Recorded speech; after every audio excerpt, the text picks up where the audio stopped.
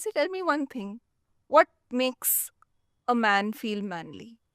Many things, but the most powerful thing that makes a man feel manly is his woman. Yeah. She has the power, not him, she has the power to make him feel like the complete man, and she has the power to erode that. And is that the same thing that the reverse of which will attack one's masculinity also? Absolutely. And it's the same thing between a man and a woman. See, you wear a really nice outfit, and maybe you're in a relationship for 5 years. I know madly in love with my wife for 14 years. And 10 people say, "Oh, I love your outfit, looking so good." It's a nice validation.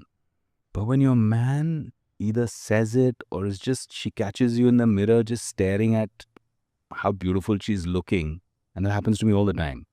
Priyanka will be doing her makeup and I'll just be admiring her, and suddenly she'll see my reflection in the mirror that I've been, staring at her, catching a glimpse. And that feeling of love, that feeling of acknowledgement makes a woman truly feel womanly. To be desired by the one you love, that's important. To be respected by the one you respect, that's important. You're a romantic. Absolute, die hard. How has your definition of romance changed? Like when you were a boy to a young man to now? I've moved from grand gestures to little ones. Okay.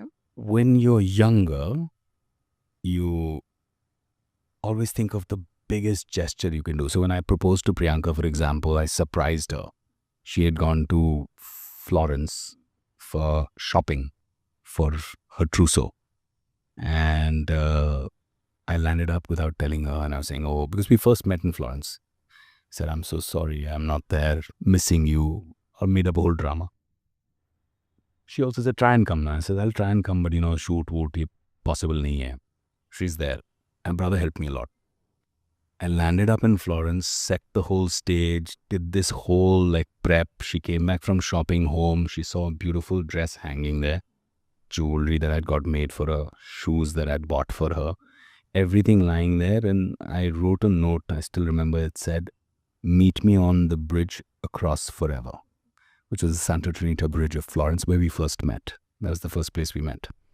And I wrote that note, and she saw that. She saw my handwriting, and she was so confused that, what the hell is going on? So she wore the outfit, she dressed up, she took this note, she walked down, and then there was suddenly a quartet, four musicians starting to play the strings. Oh. And she was like, "Oh my God." And she steps out of the hotel, and there's a wagon, a horse-drawn carriage, the open-air carriage. So she sits in the carriage, and her brother's still taking pictures and videos, and all those pictures and videos, she's just laughing her head off, saying, "What a mad guy this fiancé of mine is." She sits there, she sits in the carriage, she goes, she comes onto the bridge, because in our little courtship, because we met 4th of July, I knew the very day I met her that this is the girl I'm going to spend the rest of my life with. How does a man know